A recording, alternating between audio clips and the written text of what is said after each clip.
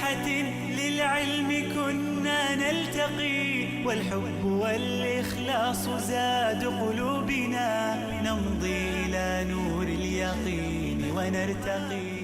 Assalamu alaikum wa rahmatullahi ta'ala wa barakatuh. Bienvenidos una semana más a Consultas Islámicas. Hoy lunes estamos de vuelta con ustedes, inshallah, con el permiso de Allah subhanahu wa ta'ala, para dar y contestar, inshallah, dar respuesta a las diferentes dudas y preguntas que ustedes nos plantean relacionadas con el Islam, con la jurisprudencia islámica. Para ello, para contestar sus preguntas, tengo el placer, como siempre, de dar la bienvenida a mis dos queridos hermanos, Mohammed Said Aliles a mi derecha. Assalamu alaikum wa rahmatullah, ¿qué tal estás? Y a mi izquierda, Tawfiq Sidad al-Harak. Assalamu alaikum wa rahmatullah. No te enfades conmigo, que siempre empiezo con Mohammed Said, pero bueno. Como siempre, les recuerdo el número de teléfono que ustedes tienen a su disposición para contactarnos y plantear sus dudas. Es el 911 73 02 51, un número de teléfono que nos acompaña en la pantalla. Y también tienen las diferentes vías también, que es el email, que nos pueden mandar un email a consultasislamicas@cordobainternacional.com, o si lo prefieren por las redes sociales nos pueden mandar un mensaje en la página de Consultas Islámicas, que es la que ven en pantalla. Vamos a empezar, como siempre, con un pequeño tema introductorio, ¿no? Y ya pasamos a las dudas que nos plantean nuestros queridos telespectadores. Un tema introductorio, hemos hablado de diferentes grupos, diferentes ideologías, tendencias, etcétera, dentro del Islam, y algunos grupos que se han desviado tanto que casi que no se pueden ya considerar como grupos dentro de Ahl-Sunnah wal Jama'a. Se habla últimamente mucho de los Ash'ari, los Ash'aríes, ¿no? Queremos saber qué significa esto de ser Ash'ari, de dónde viene, son de Ahl-Sunnah o no, en qué se diferencian, etc. Como queráis, Tawfiq.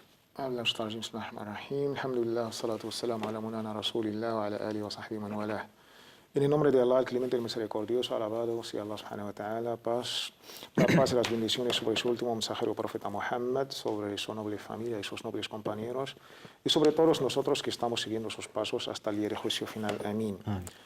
Este grupo mayoritario, tan importante en la historia del Islam y los musulmanes, alhamdulillah, sigue presente hasta hoy, y esto nos da a priori una imagen de esta pluralidad dentro de la misma casa islámica.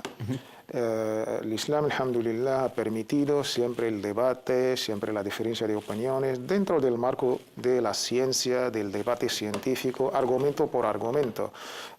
Incluso estos grupos, a veces críticos, dentro salen, se alejan, se acercan al Islam. Siempre el Islam o los sabios, los ulemas, lo han tratado con libros, refutando los argumentos por argumentos. Y, alhamdulillah, nunca hubo censuras a nivel teológico o a nivel intelectual. Esta escuela, alhamdulillah, de los Ash'aris es una de las más grandes e importantes, junto con otras escuelas que han surgido durante el auge de la civilización intelectual islámica. El tercer siglo, más o menos, de... Sí, a principios de la dinastía Abbasí. Sí. Ha sido normalmente todo esto como causa y efecto para entender el contexto. Si no estamos en el contexto, sobre todo histórico y geográfico, no podemos entender estos conceptos. Nos limitamos solamente con el debate teológico, que es un debate bastante elevado, no está al alcance de cualquiera. Nuestros sabios nos aconsejan de alejarnos de estos temas porque no están al alcance, sobre todo si no estamos preparados. Son temas muy elevados, especialistas, sobre todo en temas muy importantes. Sin embargo, no cualquiera puede hablar, por ejemplo, de teología. No, y sobre todo nuestra juventud, me duele decirlo hoy en día, no conoce los básicos del Islam y tratan estos temas con cierta negligencia, incluso llegan a insultar a sabios solamente por no estar de la misma escuela que él. Nuestros sabios han tenido esta, digamos, tolerancia, entre comillas, de aceptar las diferencias dentro del marco del Islam o dentro de la gran casa de Ahl-Sunnah wal Jama'a, que ahí, alhamdulillah, caben todos. Como causa-efecto de la civilización griega, sobre todo Logos, que ha invadido por razones históricas y culturales,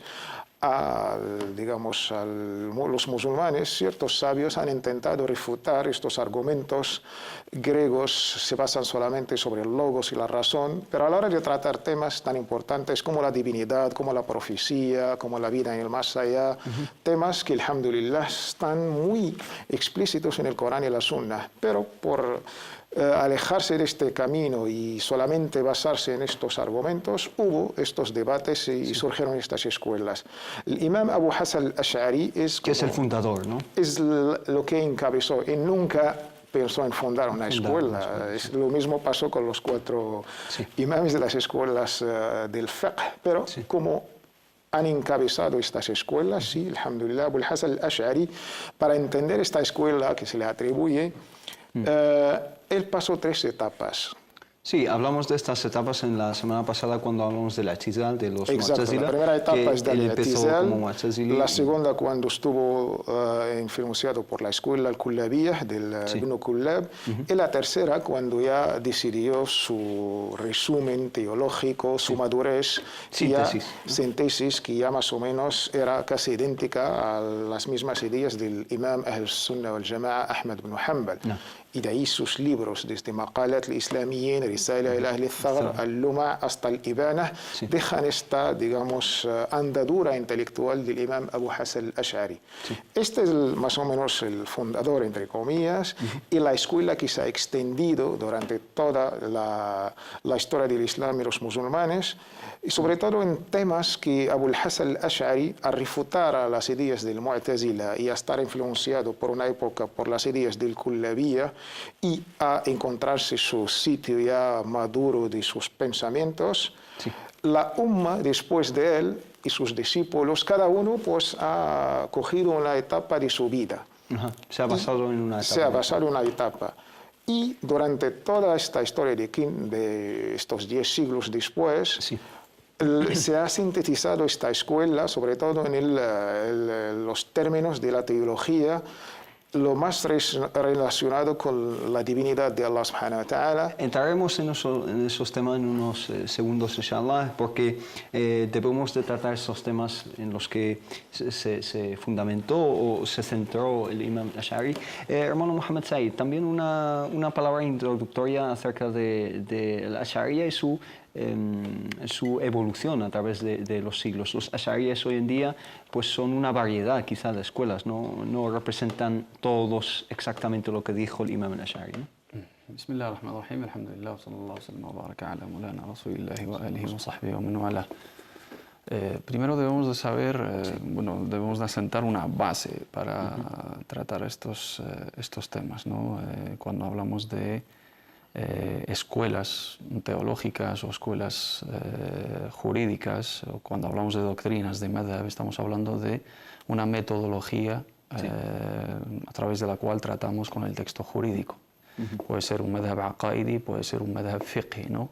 Cuando hablamos del usul, cuando hablamos de las bases, son las mismas para todos. En las bases no hay ijtihad, no hay maneras de interpretación, no hay diferentes metodologías ni maneras de entendimiento diferentes, porque son bases, son fundamentos, los pilares de la fe son los que son, los pilares del Islam son los que son, etc. Pero en las cuestiones secundarias hay, digamos, un campo abierto para la deducción, para la interpretación, para la analogía, para hacer un esfuerzo.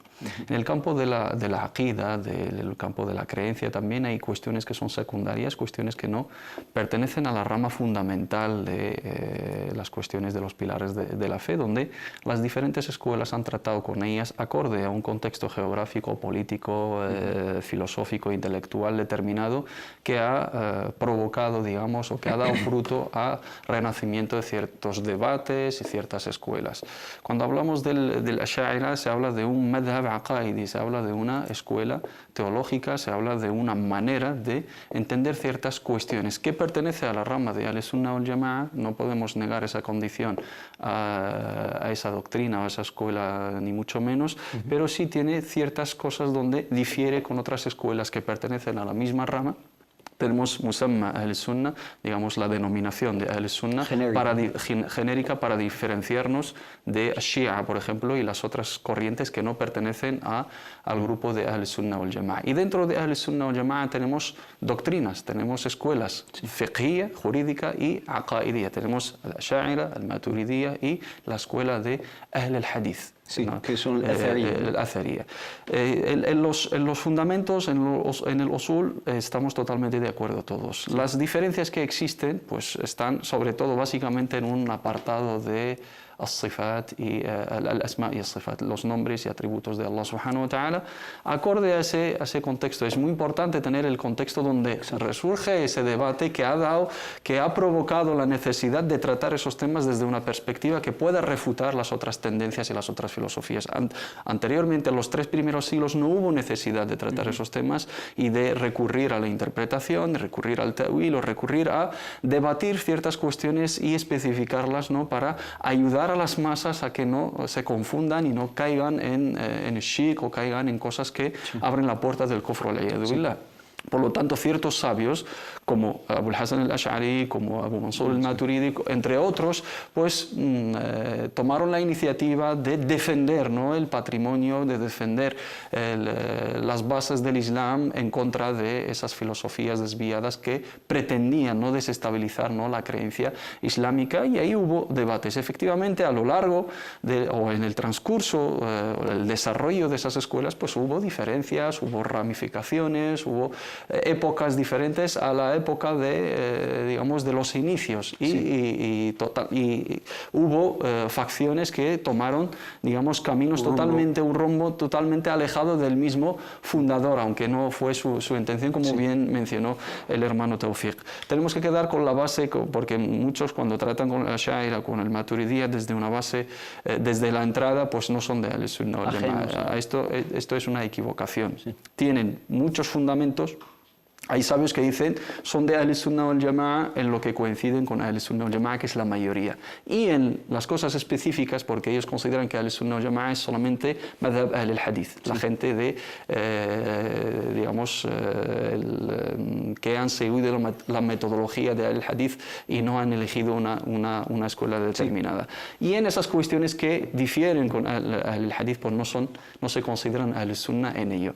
Y otros dicen que son Ahl Sunnah wal Jama'a, de la A a la Z, y se han equivocado en cuestiones que no les sacan, grupos de ellos, no todos, no hablamos del imam Abu al-Hasan al-Ash'ari porque tenía aqidat salaf y aqidat al-Hadith, por supuesto, pero en las cuestiones que hay ciertas diferencias, esas cuestiones no tienen tanta importancia como para sacarles de la denominación de Ahl-Sunnah wal Jama'a, tanto el Ash'ari como el Maturidiyya, siendo en la actualidad y a lo largo de la historia del Islam la mayoría absoluta de los musulmanes en el mundo. Sí, barakallahu fik.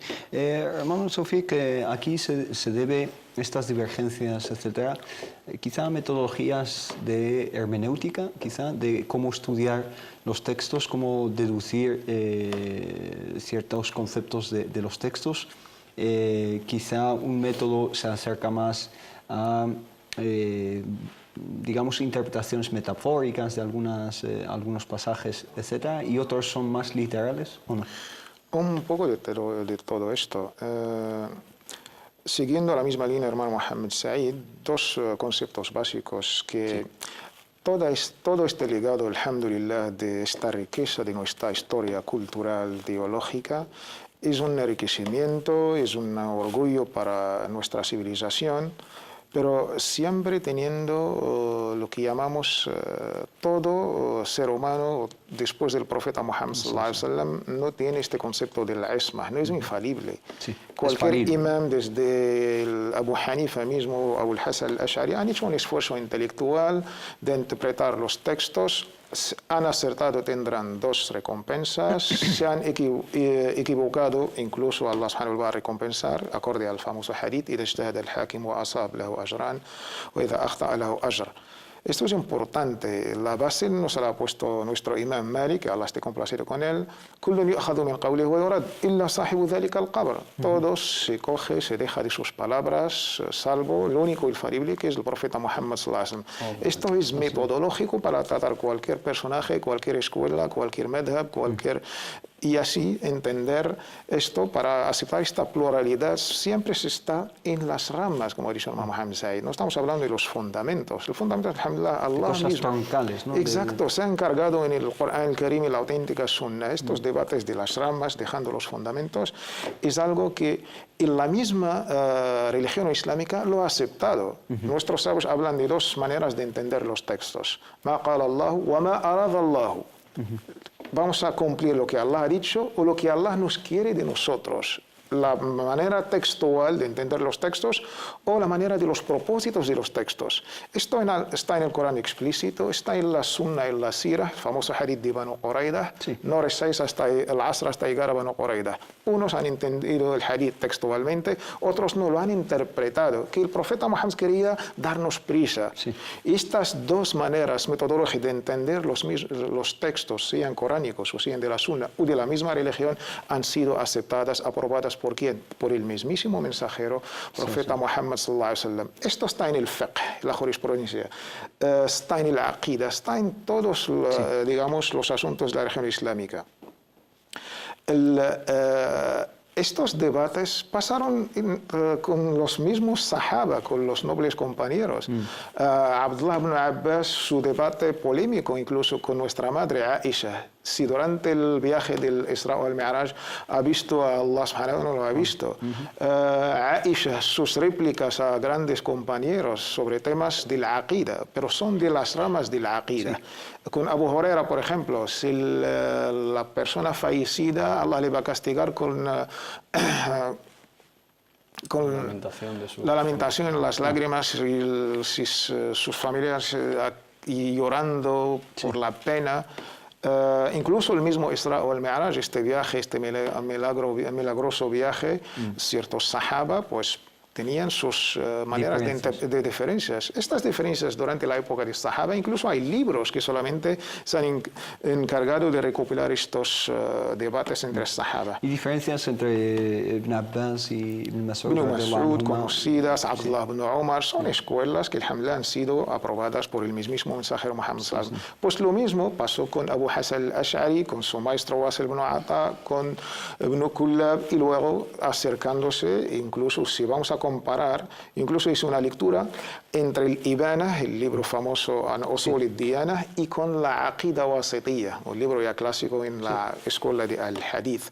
Es casi idénticos, incluso si vamos a hablar de esta Aqida de Tahawiyya, idénticos. Porque es precedente, ¿no? O sea, es el precedente de... Hay un consenso en estos temas. Sí. Pues el imam Abu al-Hasan al-Ash'ari, con estas tres etapas de su vida, a estos temas tan complicados, si uno no está preparado por la lengua árabe en sus varias disciplinas, y usul fiqh y usul din, para interpretar estos temas de los atributos de Allah subhanahu wa ta'ala, entre dos cosas. Confirmamos todos los atributos de Allah subhanahu wa ta'ala mencionados en el Corán y la auténtica Sunnah. Esto hay un consenso casi entre toda la umma, salvo estos grupos del Jahmiyyah o del Mu'tazila. Unos han negado, Mu'attila, han negado todos los atributos, otros, unos cuantos, otros sí. Los mismos Ash'ari aceptan, confirman todos los atributos. Ahí hay un punto en común entre toda la escuela de Ahl-Sunnah wal Jama'a. Ciertos sifat, atributos, para no caer en el tashbih, en el antropoformismo, o tajsim, para no comparar Dios subhanahu wa ta'ala glorificado sea como un cuerpo, como un ser humano, han hecho un esfuerzo de interpretarlos dentro de lo que se acepta con las normas de la lengua árabe y con las normas de usul al-fiqh. No han salido. Y estas interpretaciones, ta'wil, se han hecho por grandes sabios, se han hecho por el mismo Bukhari, se han hecho por el Imam Ahmad, se han hecho por Sahaba Abdullah ibn Abbas, ciertas aliyas. Es un debate de alto nivel, no se aconseja a nuestra juventud de meterse en estos debates, y hay cosas mucho más, digamos, importantes, prioritarias. Y si cae pues, la necesidad de esto, hay que dirigirse a los sabios eruditos con bastante afianzados y bastante estudios comparativos. No estudiar la aqida de una escuela y no compararla o estudiar las demás escuelas. Bueno, Mohammed Said, yo he visto a muchos jóvenes que realmente no controlan ni siquiera lo más básico, pues tachar grandísimos ulemas, grandísimos, digamos, eruditos de la historia del Islam, Ibn Hajar al-Asqalani, etcétera, etcétera. Nawawi, البيهقي الحاكم entonces, el Bayhaqi, el Hakim, todos estos les tachan de Asha'ira, entonces de Mubtadi'a, ¿no? Una palabra para estas personas. Hombre, como dijo uno de nuestros sabios, si esta gente son gente del bid'a, yo prefiero estar con ellos. si Ibn Hajar y el Suyuti, el Hafid al-Iraqi, el Bayhaqi, el Hakim, el Nawawi, si esta gente son mubtadi'a para esos hermanos, que Allah les guíe, yo quiero estar con estos, no con el otro grupo que se piensa que es Ahl-Sunnah Jama'a, porque cuando hablamos de Ibn Hajar es el autor de Fath al-Bari, Sharh Sahih al-Bukhari, es la obra más auténtica de la Sunna del Profeta Muhammad sallallahu alaihi wasallam, interpretada por Ibn Hajar, y nuestros sabios dicen la hijrata ba'da al-Fath. Después de esta obra no hay que hablar de otra explicación de Sahih al-Bukhari. Cuando se habla del Nawawi se habla de una eminencia, cuando se habla de Suyuti se habla de un sabio que ha escrito y ha dominado todas las técnicas menos salvo las matemáticas, y el Nawawi interpretó Sahih Muslim también. Estamos hablando del Imam al-Bayhaqi, del Imam al-Hakim, estamos hablando del Hafid al-Iraqi, Suyuti, de grandísimos sabios que son referencia para la umma, y son gente que ha seguido esa doctrina, que ha seguido esa manera de interpretar las cuestiones secundarias en la teología. Yo señalar, por último, una cuestión que el debate teológico entre nuestras escuelas en este aspecto es un debate académico, no está reservado únicamente, no es un aspecto cerrado a todo el mundo, no estamos aquí haciendo, digamos, una monopolización de un derecho religioso, no, estamos diciendo que es un ámbito académico para los cualificados. Avanzado. Tienes que tener las herramientas para poder indagar, para poder entender cierta terminología que utilizan nuestros sabios en este aspecto. Es lógico, una persona que está en el instituto o no puede estar estudiando neurobiología. Y no sería adecuado, digamos, coger términos así extraídos de su contexto y utilizarlo, decir, al-Asha'ira tal, al-Maturidiyya tal. No. Etiquetas, entonces, ¿no? Etiquetas express, ¿no? Esto sería una gran equivocación. Señalar que las cuestiones que están en debate entre nuestras escuelas son cuestiones secundarias, específicas y muy detalladas, muy técnicas, ¿no? Cuando hablamos hablan, por ejemplo, de el kalam al-lafzi y el kalam al-nafsi, la cuestión del Sagrado Corán, digamos, las palabras orales y el discurso oral y el discurso sería imposible incluso de traducir. Es una cuestión que dicen nuestros sabios que si un musulmán y un creyente se muere sin distinguir entre una y otra cosa, Allah subhanahu wa ta'ala no le va a preguntar por ello. ¿Por qué no has distinguido ¿Por qué no sabes lo que significa el kalam al-nafsi y el kalam al-lafzi con las diferencias que hay entre Ibn Taymiyyah y el Imam al-Hasan y las... Eso no entra en los pilares de la fe. An tu'mina billahi wa bimalaikatihi wa rusulihi wa kutubihi wal yawmil akhir wal qadari khairihi wa sharrihi, y creer en la profecía del profeta Muhammad sallallahu alaihi wasallam y los detalles, o sea, lo que denominan nuestros sabios iman al-ajaiz, simplificar la creencia. Y cuando te acercas al ámbito de la aqida, no es para empezar a medir y empezar a poner etiquetas y hacer entrar a estos y sacar a estos. Es para conocer mejor a Allah subhanahu wa ta'ala. Si quieres estudiar a la aqida, es para que conozcas mejor a tu creador y conozcas las bases del monoteísmo bien fundamentadas, no para sacar a estos y meter a los otros.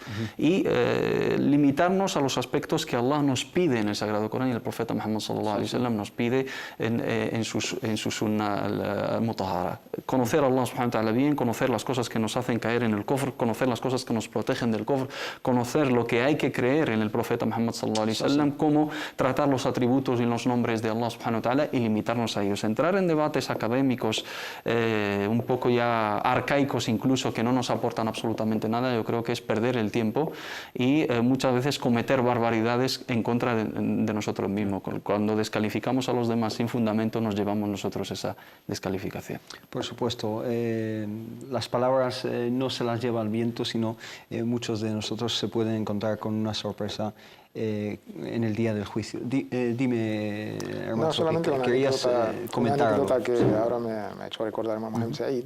Un día en un debate con un hermano pues me decía que Allah no nos va a dar la gloria ni la victoria si no vamos a hacer esto de tashih al-aqida, estas palabras que asustan. Tenemos que corregir, autentificar nuestra creencia, como si nuestra creencia le está pasando algo. Y le dije, mira, ¿conoces a Salah ad-Din Ayyubi, Saladino? Dijo, claro que sí. ¿Conoces a Muhammad al-Fatih, el conquistador de Constantinopla? Dijo, claro que sí. Muhammad al-Fatih era Ash'ari. Y Hanafi, de la escuela Fiqh, jurisprudencia Hanafi, y Salah ad-Din Ayyubi era Ash'ari y de la escuela Shafi'i. Y el hermano se quedó, la verdad, boca abierta. Hay que seguir el mensaje coránico que nos aconsejó siempre con esta aliyah: Rabbana ighfir lana wa li ikhwanina alladhina sabaquna bil iman wa la taj'al fi qulubina ghillan lil ladhina amanu. Al tratar estos temas debemos tener esta aliyah enfrente de nuestros ojos. ¿Qué significa? Oh Allah, Señor nuestro, perdónanos a nosotros, a nuestros hermanos que nos han precedido en la fe, en la creencia, y no hagas el ghil, no sé cómo voy a traducir, rencor, esta suciedad, esta maldad, odio en nuestros corazones, y pedir perdón para estos sabios, para todos nuestros hermanos. Allah es, alhamdulillah, indulgente, perdonador y misericordioso. Vamos a pasar algunas dudas, si os parece, inshallah. Un hermano nos pregunta lo siguiente, nos dice: Salam alaikum wa rahmatullah, tengo 3 preguntas. ¿Es obligatorio u opcional rezar las 2 rak'ats, las 2 unidades de rezo, al entrar a la mezquita? Es una muakkada, es una tradición profética confirmada, es muy recomendable. El profeta Muhammad sallallahu alaihi wa sallam dijo: "Idha dakhala ahadukum al-masjida fala yajlis hatta yarka'a rak'atayn", que si entra alguien de vosotros a la mezquita, que no se sienta, o sea, si entra con la intención de quedarse, ¿no? Que no esté de paso, simplemente o ha entrado para hacer alguna gestión rápidamente o coger algo, sino ha entrado para estar un tiempo largo, para recitar el Sagrado Corán, etc., o para luego esperar el rezo. Si entra, se denomina como el saludo a la mezquita, Tahiyyat al-Masjid, en veneración, en respeto, ¿no? Al lugar, a la sacralidad del lugar, porque es la casa de Allah subhanahu wa ta'ala, para que no sea la entrada a ese lugar como cualquier otra entrada. Entonces es un precepto que pertenece a la sunna del profeta Muhammad sallallahu alaihi wasallam. Es muy recomendable, es una muakkada, no es obligatorio, pero abandonarlo intencionadamente no sería lo correcto. La segunda pregunta dice lo siguiente: una vez que llegas a la mezquita y ya ha comenzado el adán, es decir, la llamada a la oración, ¿qué se reza? Se reza Salat al-Nafila, la oración voluntaria, o las 2 rak'ats de saludo al entrar a la mezquita. ¿Qué es lo que debes rezar una vez que ya se ha iniciado el adán? Es que siguiendo el hadith auténtico que narró el Imam Bukhari o Muslim, que dijo el hermano Muhammad Sa'id, cualquier 2 rak'ats son suficientes, ya valen por el juicio jurídico de salat. No hay algo Tahiyyat al-Masjid en especial y puede hacer las 2 cosas, como saludo a la mezquita y después la sunna del adán, pero se hace una y ya entra el hadith de nuestro profeta sallallahu alaihi wasallam. Cualquier persona que entra y hace 2 rak'ats, sean del wudu, de la ablución, sean después del adán, pues cumplen con el mensaje del profeta sallallahu alaihi wasallam de hacer esta tahiyya o saludo de la mezquita. Y la tercera pregunta dice: si llegas a la mezquita para rezar, por ejemplo, el Asr, pero tienes pendiente el Dhuhr, ¿no? La oración precedente. ¿Qué es lo que haces en este tipo de situaciones? ¿Rezas con la llamada, con la congregación, o rezar por nuestra propia cuenta? Aquí hay hay varias opiniones de nuestras escuelas jurídicas. Las escuelas que aprueban ikhtilaf an-niyya, la diferencia de intención entre el imam y el ma'mum. ¿Qué son estas escuelas? La escuela Shafi'i. Aprueba el hecho de que, por ejemplo, yo rece el Asr con el Jama'a, ellos están rezando el Asr y yo estoy rezando el Dhuhr, recuperando el Dhuhr con la diferenciación de la Niyya. Y tienen el argumento de Mu'adh ibn Jabal radiyallahu anhu, cuando rezaba con el profeta Muhammad sallallahu alaihi wasallam en su mezquita al-Isha y se iba a su pueblo, a su barrio, para rezar de imam con su gente y les dirigía el rezo, les adelantaba en el rezo. Él rezaba el náfila y ellos rezaban al-farida y había una diferencia de niya. El Jumhur dice que no, que la niya del ma'mum tiene que ser igual al imam, porque dijo el profeta Muhammad sallallahu alaihi wasallam: "Innama ju'ila al-imamu liyu'tamma bih". El imam está para seguirle en todo, no simplemente en los movimientos, sino también en su niya. Y la opinión de Shafi'i realmente pues tiene bastante peso y los argumentos son claros en ese sentido. A su favor. Si tenemos en cuenta la diferenciación de la niya, puede rezar con ellos al-Dhuhr y ellos rezan el Asr, y una vez que termina recupera el Asr, porque lo tiene todavía en su tiempo. Si reza con ellos el Asr, también tenemos la opinión de at-tartib, si es necesario, digamos, el orden a la hora de recuperar la oración. Tengo todavía pendiente el Dhuhr porque me he quedado dormido o me ha surgido cualquier imprevisto mayor que no he podido llevar a cabo el Dhuhr, y ahora es el tiempo del Asr. ¿Rezo el Asr primero y luego recupero el Dhuhr, o tengo que recuperar acorde al orden establecido? Rezo primero el Dhuhr y luego el Asr. Para los que no aprueban la ikhtilaf en niya y exigen el orden, dicen, puede rezar con ellos náfila y luego repite el Dhuhr y al Asr, que es la opinión del Imam Malik, por ejemplo, que somos malikíes. Y si los que no aprueban, no exigen, digamos, el orden, puede rezar con ellos el Asr sin ikhtilaf en niya y rezar con ellos el Asr, y luego recupera al-Dhuhr tranquilamente sin respetar el orden establecido. Todas esas opiniones son válidas. El hermano que elija la que más vaya con su convencimiento, digamos. Y que vea también las pruebas de cada una. Barakallahu fikum. Nos vamos, inshallah, a una pequeña pausa y volvemos enseguida con más consultas islámicas.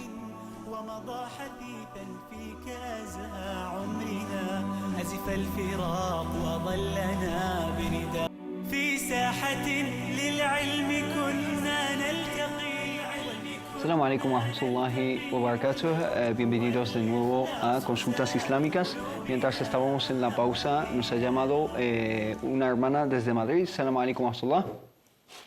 Hermana Fátima. Adelante. Buenas tardes. Miren, mi consulta es la siguiente. Yo estoy casada, ¿vale? Mi marido se ha marchado a Marruecos de vacaciones.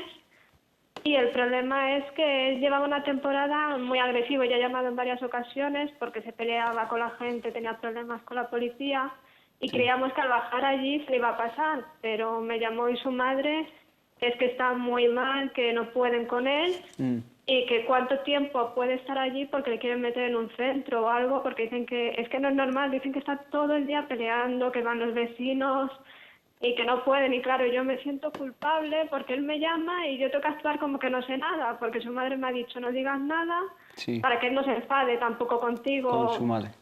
Claro, porque él me dice, mándame dinero que me voy a España, y su madre me dice que mejor que le traten allí, porque yo aquí estoy sola, no puedo. Ya, entendido. ¿Su duda es específicamente cuál? Si estoy actuando bien, con que a él le metan en un centro y se lo estoy ocultando a él me dice, ¿tú sabes algo? Ya. Y yo digo, no me han dicho nada, no. Sí, para evitar que él se vuelva en contra de su madre o en contra de su Y familia. en contra de mí también, de como ti dice la también, madre, que como él dice, yo me voy con mi mujer a España, que allí estoy tranquilo, y es mentira, porque aquí tampoco está bien. Sí. Además es que yo ya he llamado en varias ocasiones por eso, que está... No. Entendido. Entonces, ese es el problema. ¿Problemas de qué tipo? ¿Psicológicos, psíquicos? Pues es que él tiene como delirios. Él fuma también mucho, fuma mucho hachís. Y es que es como que a lo mejor va a un banco y están hablando con él tranquilamente y empieza a gritar como que le están hablando mal, como que son racistas, como que la gente tiene un complot contra él. Ya. No sé, son como delirios. Sí. Entendido. Inshallah, vamos a escuchar lo que nos dicen nuestros hermanos aquí. Barakallahu fik, hermano. Vale, muchísimas gracias. Assalamu alaikum. Bueno, es una cuestión un poco delicada, ¿no? Especialmente por el hecho de las distancias, etcétera. ¿Qué le podemos aconsejar? Ella pregunta más que nada que si está haciendo bien, se siente quizá culpable, entonces decirle si al ocultar lo que le cuenta los familiares de su marido, si hace bien o no. A ver, la hermana recurre, digamos, a ocultarle a su marido esa realidad porque pretende ayudarle, ¿no? No está en una situación estable, no es una persona que goza de sus facultades mentales al 100%, necesita tratamiento. Igual, digamos, el hecho de enterarse de esa comunicación entre ella y su familia pues empeore más la situación, agrave más, digamos, su estado de salud, y lo que está haciendo es para el bien de su marido. Sobre todo no está en su mano, ¿no? el ayudarle directamente por la distancia y luego por el riesgo que supone tratar con una persona, digamos, desequilibrada mentalmente, sola, ¿no? Sin apoyo familiar, sin recursos económicos y sin ayuda facultativa.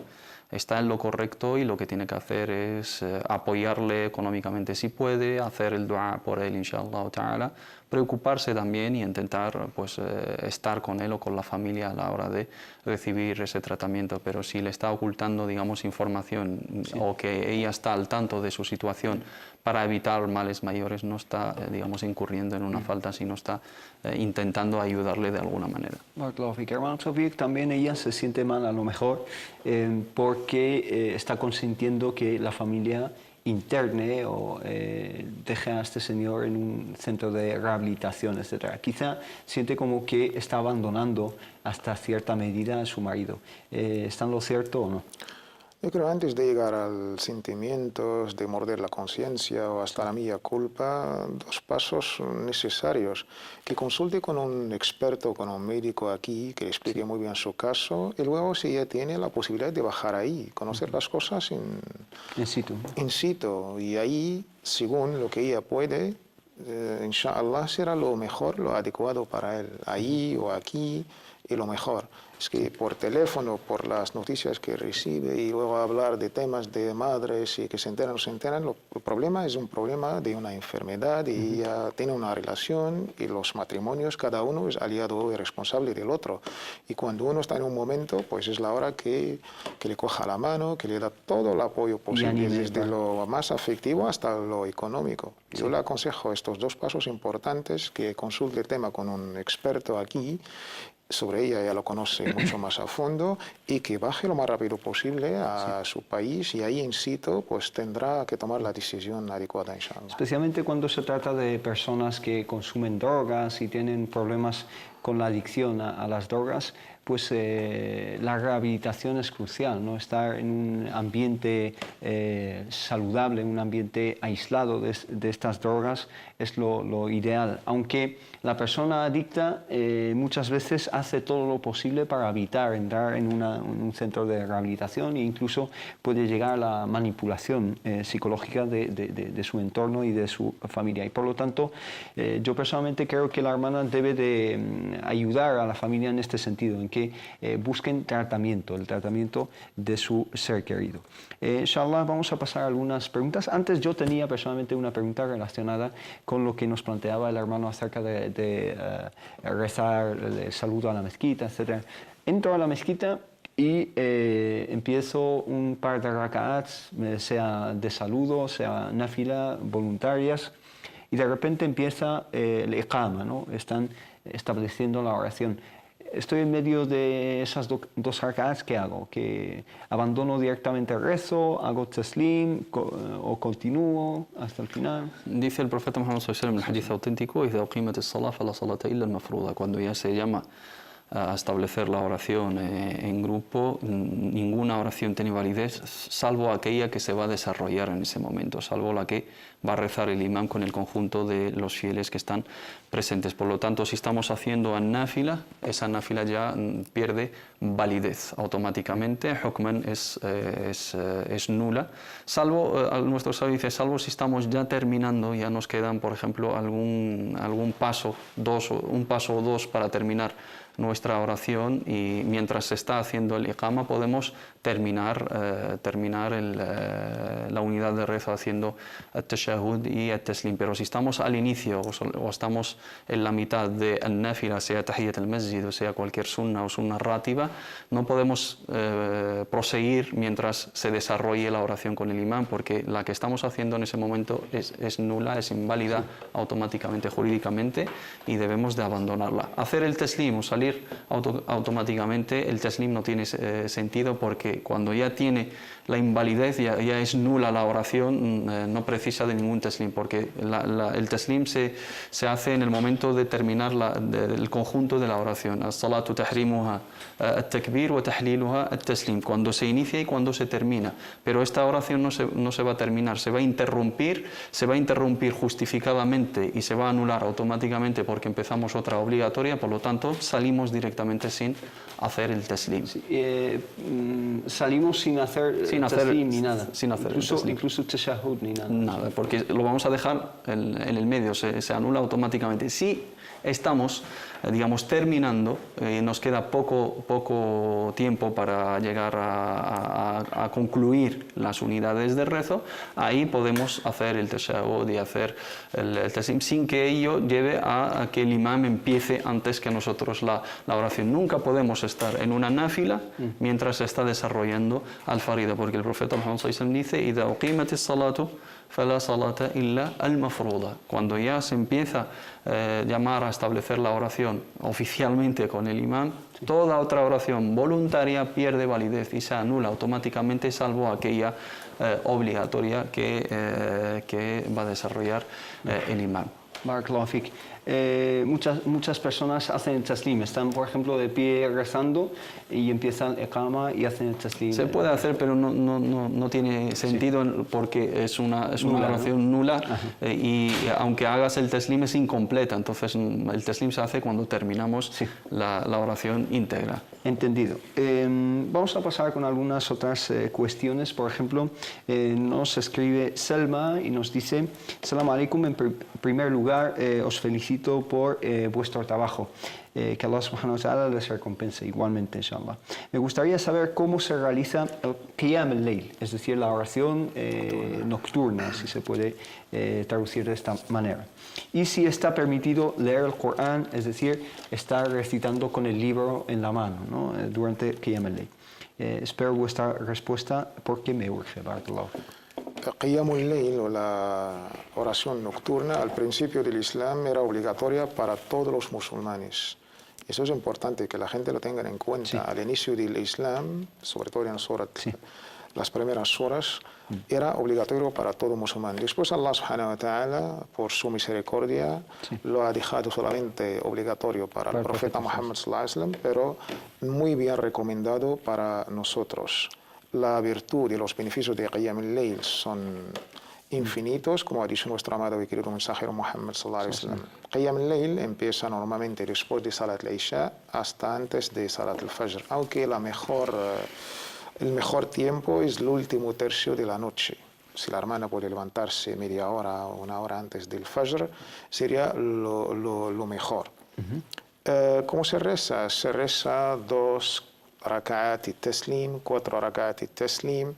La manera del profeta Muhammad sallallahu alaihi wasallam rezaba 11 rak'at, 13 rak'at, según las dos versiones del hadith de nuestra madre, la madre de todos los creyentes, Aisha. Pero cuando hablamos de la salat o la oración del profeta Muhammad sallallahu alaihi wasallam, 8 rak'at o 10 o con el witr al final, hay que tener en cuenta, recitaba las horas más largas. Cuando digo ahora 8 rak'at, la gente piensa media hora ya termino. No, al contrario. Eso pasaba toda la noche. Toda la noche el profeta sallallahu alaihi wasallam. Incluso en el tarawih de Ramadán, decían los nobles compañeros, empezamos con el profeta tarawih, la oración nocturna, y terminamos hasta allá el fajr. Las 8 rak'at que tenemos hoy en día la puedes comparar con las del profeta Muhammad sallallahu alaihi wasallam. La hermana puede recitar el Corán de memoria, puede recitarlo desde el mushaf. Nuestra madre Aisha, la madre de todos los creyentes, que Allah esté complacido con ella, tenía un mayordomo, un siervo que estaba en su casa, le hacía de imam, pero él no tenía memorizado todo el Corán, recitaba el Corán desde el mushaf. De ahí nuestros sabios lo permiten, aunque siempre es mucho mejor recitar desde memorizado. Esta más o menos es Después la hermana, hay libros que hablan de las maneras de hacer Qiyam al-Layl, y si ella puede al final del witr, la última raka, hacer dua al-Qunut, antes de rukú o después de levantarse de rukú, un dua ya es relatado también en la auténtica sunnah, dua para ella, para su familia, para sus más cercanos y para toda la umma, inshallah. El qunut, ¿no? Que existe incluso transliterado, ¿no? Para las personas que no sepan leer en árabe, existe transliterado. Una hermana nos pregunta lo siguiente: Assalamu alaikum, una hermana llamada Karima lleva unos meses enferma, nos dice, a veces le dan cólicos renales. Ella está preocupada por el Ramadán, que se acerca, que Allah subhanahu wa ta'ala nos haga llegar, inshallah, a Ramadán. Se acerca y no sabe si podrá ayunar. Dice que a veces le dan ganas de vomitar y durante el ayuno no se puede vomitar, etc. Otra hermana le ha dicho que sí puede ayunar y que si vomita por cualquier razón no pasa nada. Queremos saber si esto es verdad y en caso de que no pueda ayunar, ¿qué debería hacer? Dos cuestiones. La primera, que si puede ayunar o no, eso se lo tiene que decir el médico, no nosotros. Cuando le pregunte al médico y le diga que su situación de salud no es compatible con el ayuno, ahí nos lo puede plantear a nosotros y decirle pues si está en lo correcto, mientras sea, digamos, un estudio médico fiable que le diga el ayuno te puede perjudicar, es incompatible con la patología que tienes. La hermana tiene todo el permiso. Si es algo transitorio, inshallah, lo puede recuperar. Si es una enfermedad crónica que va a sobrevivir con ella, pues recurre a la fidia por cada día que falta de ayuno. Da una cantidad. Sí, el aspecto del vómito durante el ayuno del ayuno. El profeta Muhammad sallallahu dice: "Man dara'ahu al-qay' fala yaqdi wa man istaqa'a falyaqdi". Aquella persona que, digamos, que le surge involuntariamente el vómito por cualquier cuestión, por mareo, por enfermedad, por cansancio, por lo que sea, no tiene por qué repetir porque no es voluntario. Pero aquella persona que provoca voluntariamente el vómito durante su ayuno, ese día lo debe recuperar, sea un día o dos, o no, las veces que le haya ocurrido durante el Ramadán. Si la hermana puede ayunar clínicamente, médicamente le dice su médico, puedes ayunar perfectamente, pero corre ese riesgo de que de vez en cuando, con el cansancio, con los mareos, puedas vomitar. Si es involuntario, que no se preocupe por ello. Si no le afecta y lo puede tolerar, lo puede llevar perfectamente. Pero si de entrada le dice no debe ayunar, debe de, digamos, evitar el ayuno totalmente. Y lo que he dicho anteriormente, si es algo transitorio se va a recuperar, inshallah ta'ala, pronto, recupera los días faltados. Si es algo crónico, recurre a la fidia. Maklafik nos dice también otra pregunta que tenemos, creo que son un grupo de hermanas, dice: ¿tener novio en las redes sociales es haram? Me refiero a estar conociéndose por un tiempo por internet en las redes sociales y después que el chico vaya a pedir tu mano. Creo que sí es haram, pero algunas personas dicen que está permitido. Muchas gracias y felicidades por el programa. Yo creo que estas preguntas ya las hemos contestado anteriormente en otros capítulos. En el Islam hay que entender la jurisprudencia islámica y su filosofía sobre todo. Está la parte jurídica, prohibido, permitido, pero lo más importante es la parte ética. Los hermanos no se dan cuenta de esto, solamente se limitan a entender el Islam como un código penal o un código civil. Artículo 2, el artículo 3, si haces esto, premio, castigo. Entender el Islam de esta manera, no hemos llegado al espíritu, a esta dulcear, esta dulzura del Islam. Yo creo que la hermana debe entender la parte jurídica. Cualquier relación fuera del matrimonio ya sabemos que es totalmente haram. Incluso, no solamente el adulterio es haram. Los primeros pasos que nos pueden conllevar a esto, muqaddimat. Allah subhanahu cuando nos habla del adulterio o de la fornicación, nos dijo: "Wala taqrabu". No se acercáis, no a cometer el adulterio. Cualquier cosa que pueda llevar. Cualquier cosa. De ahí la julwa es haram y otros apartados. Estar a solas con una persona ajnabi que puedes casar con él está prohibido. No en sí mismo, para lo que nos va a conllevar. Yo creo que la parte Eso ética, está prohibido, no obstante tú hablas de también una parte ética o moral, etcétera, también se tiene que tener en cuenta. Exactamente, la parte virtual de estas cosas podemos entender la buena fe, Pero yo creo que estos términos hace falta el permiso de los padres.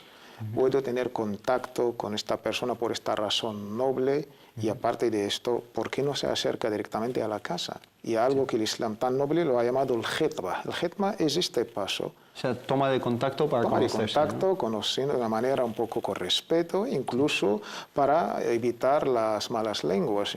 Sí. Y yo creo que esto es no dar a conocer estos pasos nobles y limitarse a la parte virtual, que no podemos tener seguro lo que puede pasar después. De ahí nuestros ulama hablan de saddud dhara'i.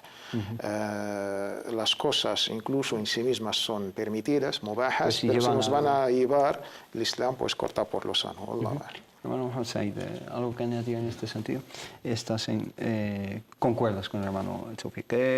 Un hermano Ayub nos pregunta lo siguiente, nos dice: Assalamu alaikum, tengo una pregunta para vosotros, hermanos, y la pregunta es la siguiente. El día que vamos a ser juzgados por Allah subhanahu wa ta'ala, cuando sea nuestro turno y estemos enfrente de Allah subhanahu wa ta'ala, para que nos juzgue, estaremos contemplando a Allah subhanahu wa ta'ala, escuchando su voz cuando nos juzgue, y también nos pregunta, y las personas no musulmanas también, ¿cómo serán juzgados? Ellos no podrán contemplar ni escuchar a Allah subhanahu wa ta'ala, ¿verdad? ¿Cómo serán juzgados? Es decir, estas diferencias en cuanto a la interpretación de el día del juicio final. Yo no sé, digamos, el beneficio que podemos sacar de este tipo de preguntas, ¿no? Sí. Yo creo que los hermanos se deben de preocupar por cómo rezar de las obras, ¿no? Cuando le preguntan al profeta Muhammad sallallahu alaihi wa sallam, mata as-sa'a, cuando es la hora, les pregunta el profeta Muhammad sallallahu alaihi wa sallam a su compañero, ماذا أعددت لها, ¿qué es lo que has preparado para ella? Entonces, para hablar del momento del juicio final y de rendir cuentas a Allah subhanahu wa ta'ala, lo que nos debe preocupar son las preguntas y no si vamos a hablar directamente y si vamos a ver o no lo vamos a ver y si los que no creen en él si la van a ver. Vamos a ver a Allah subhanahu wa ta'ala cuando entremos al Jannah, inshallah ta'ala, y Allah subhanahu wa ta'ala hablará con cada uno de nosotros sin necesidad de traductor, como dice el profeta Muhammad sallallahu alaihi wa sallam, y nos juzgará a cada uno de nosotros y expondrá nuestras obras. La pregunta que nos debemos hacer es ¿qué es lo que va a juzgar Allah subhanahu wa ta'ala? ¿Qué es lo que vamos a rendir cuenta de ello? ¿Cuál es el estado de nuestra oración, nuestro ayuno? Si hemos cumplido con los pilares, si hemos respetado los derechos de Allah subhanahu wa ta'ala, si hemos sido también justos con los derechos de los demás. Esa es la cuestión en sí. Eso es lo que nos debe preocupar cuando hablemos de lo oculto, de cosas que vamos a vivir en el más allá. Y el Corán y la Sunna del profeta Muhammad sallallahu alaihi wa sallam, cuando trata con esos aspectos, los trata desde esta base, sin entrar en los detalles, porque esos detalles, si tú no pasas bien las preguntas, de nada te sirve saber si Allah subhanahu wa ta'ala va a hablar contigo directamente o lo vas a ver o no lo vas a ver. Si no pasas la prueba, Allah lo veremos en el Jannah, inshallah, y para verlo hay que entrar. Sí. Y para entrar hay que obrar bien y hay que cumplir, inshallah ta'ala, con la misericordia de Allah subhanahu wa ta'ala. Si veremos a Allah en el Jannah, si hablará con nosotros Allah en el Jannah, y los que no han obrado bien se quedarán sin ese lujo de ver a Allah subhanahu wa ta'ala y contemplar la belleza de su rostro, alabado y glorificado sea. Subhana. Si me permites, hermano Tawfiq, esto tiene muchísimo que ver con la cuestión con la que hemos empezado el programa, ¿no? Es decir, quizá el hermano, con todo el respeto al hermano Ayub, quizá se ha saltado a una cuestión en la que hay debate entre diferentes escuelas, digamos, de teología, o si la ru'ya de Allah subhanahu wa ta'ala va a ser o no va a ser, etc. Y es lo que empezamos hablando al principio, al hablar de la Sharia, etc. Sí, de esto trataron estas escuelas teológicas, lo que se denominó como ilmul kalam, una ciencia de intentar razonar términos tan complicados y tan sutiles que son estos términos dialéctica, a la hora de tratar la divinidad. El Ash'ari, el Mu'tazila, todos han intentado dar respuestas a la lógica griega al tratar Dios. La lógica griega trató Dios como algo material, como algo humanizado. Han divinizado a los humanos y cuando no funcionó, humanizaron a los dioses. Teníamos dioses ahí en el Olimpo. Y al tratar en nuestra lógica islámica términos de los atributos de Allah subhanahu wa ta'ala, la base cuál es confirmamos todo lo que Allah se denominó a sí mismo, todos los atributos sublimes y los más hermosos nombres, según el Noble Corán y la auténtica Sunna, con ciertas condiciones. Confirmamos, pero no negamos y tampoco damos comparar Dios a lo material o a lo humano. Dios es inconcebible, incomparable. Dios es la base, es la alía que sabemos todos desde los 4 o 2 años. Surat al-Ikhlas, el capítulo 112, termina con وَلَمْ يَكُنْ لَهُ كُفُوًا أَحَدٌ. ليس كمثله شيء. ليس كمثله شيء وهو السميع البصير. Dios, Allah subhanahu wa ta'ala, glorificado, alabado sea, no tiene a nada ni nadie como Él, nadie semejante. Este es básico. El error de estas escuelas anteriores, actuales, este debate es ya más o menos casi clásico, es esta introducción lógica. El error al preguntar desde el inicio, cuando uno ya en su imagen mental trata a Dios como un humano y le aplica estos términos, el oído, el habla y tal. Si desde el inicio tratamos a Dios, laysa kamithlihi shay, diferente, no se asemeja a nada ni a nadie a Él, podemos entender... Muchas veces no es que las respuestas estén mal, sino la pregunta en sí está mal. Si tenemos la ilaha illallah, esta negación y luego la confirmación son los dos pilares de Tawhid, con las dos aliyas de 112 y la aliyah de Surat Shura, laysa kamithlihi shay wa huwa as-sami'ul basir, es muy importante. Barakallahu fikum, nos hemos quedado sin tiempo, solo me queda darles las gracias a ambos hermanos, a Mohammed Said Aliles, muchísimas gracias Barakallahu fikum por todo, y Tawfiq de Faraj, muchísimas gracias por tus explicaciones. A ustedes, muchísimas gracias por habernos acompañado, inshallah nos vemos el jueves que viene con más consultas islámicas. Assalamu alaikum wa rahmatullah.